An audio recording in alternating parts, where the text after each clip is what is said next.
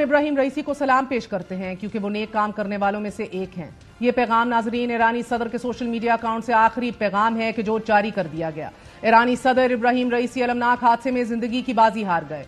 अबरालूद मौसम, गहरी धुंध में लिपटे पहाड़, हद निगाह सिफर। ईरानी सदर का हेलीकॉप्टर वर्जगान के पहाड़ों में गिरकर तबाह। ईरानी सदर इब्राहिम रईसी और ईरानी वजीर खारजा दीगर 7 अफराद समेत जाँ बहक हो गए। ये कल इतवार के रोज अजरबैजान और ईरान के सरहदी इलाके में 2 डैमों का इफ्तिताह करने पहुंचे तकरीब में शिरकत की और वापसी पर उनका काफिला 3 हेलीकॉप्टर्स में वापस तबरेज शहर आ रहा था। 2 हेलीकॉप्टर बाहिफाजत अपने मकाम पर आ गए, लेकिन सदर रईसी के हेलीकॉप्टर से टेक ऑफ के 30 मिनट बाद तमाम तर कम्युनिकेशन और राब्ता मुनक़ता हो गया। वर्जगान के पहाड़ों पर शदीद मौसम की वजह से सदर का हेलीकॉप्टर क्रैश कर गया। सदर रईसी ईरानी ही नहीं, आलम इस्लाम के एक मुतहर्रिक, सगीर और रसूल पसंद लीडर माने जाते थे। 2 मरतबा सदारती इंतखाब उन्होंने लड़ा भी और 2021 के सदारती इंतखाब में कामयाबी हासिल की। 3 अगस्त 2021 को कसरे सदारत संभाली और सदर रईसी ने ऐसे मुश्किल वक्त में तब मुल्क की बागदौड़ संभाली थी कि जब ईरान शदीद समाजी और मुआशी दबाव का शिकार था। एक तरफ जोहरी प्रोग्राम पर संगीन अमरीकी पाबंदियों और दूसरी जानिब महसा अमीनी की दौरान हरासत मौत के बाद ईरान शदीद अंदरूनी और बैरूनी मुश्किलात में घिरा हुआ था।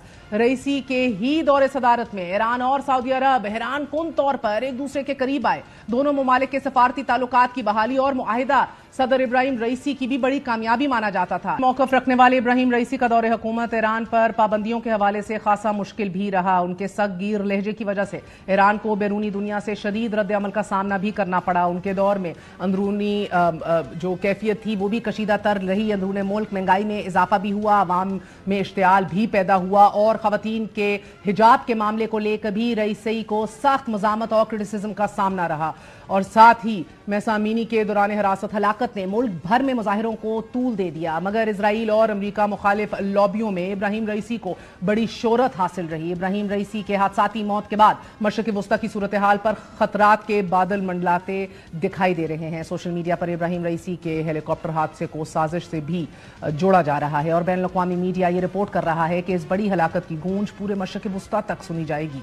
एसोसिएटेड प्रेस ने यह भी लिखा है कि इसराइल और हमास के दरमियान जारी जंग की वजह से खित्ते में दीगर इत्तेहादी भी तनाज़ात में अपना किरदार अदा कर रहे हैं और मुसलसल इस जंग को वुसअत देने की धमकी देते रहे हैं। नाज़रीन, इस वक्त लेबनान, शाम, इराक, यमन, फलस्तीनी इलाकों में ईरान के कई हमायत याफ्ता ग्रुप्स मौजूद हैं। मशरक़ वस्ता में पहले से ही तनाव और कशीदगी के माहौल में एक आला हुकूमती शख्सियत के हेलीकॉप्टर का गैर मामूली वाक़या आइंदा मशरक़ वस्ता की गैर मुतवक्किल सूरत हाल का बायस भी बन सकता है। साबिक ईरानी वज़ीर खारजा जवाद ज़रीफ ने भी सदर रईसी की शहादत का जिम्मेदार अमरीका को करार देते हुए कहा है कि अमरीका की पाबंदियों की वजह से ईरानी हमारी जो एविएशन इंडस्ट्री है उसको शदीद मुश्किलात का सामना है और ईरानी अवाम अमरीकी हुकूमत के जराइम को फरामोश नहीं करेंगे। इससे पहले भी ईरान ने पासदाराने इनकलाब के कमांडर जनरल कासिम सुलेमानी की हलाकत की जिम्मेदारी भी अमरीका और इसराइल पर आयद की थी और बाद इसराइल की खुफिया एजेंसी के साबिक सरबराह ने यह इतराफ किया था कि जनरल कासिम सुलेमानी के खिलाफ अमरीकी ऑपरेशन में इसराइल मुलव्विस है। और अब अगर सदर इब्राहिम रईसी की शहादत के पीछे अमरीका या इसराइल में से किसी एक का भी सुराग हाथ लग गया तो ये वाक़या मशरक़ वस्ता को किसी बड़े हादसे से दो चार कर सकता है।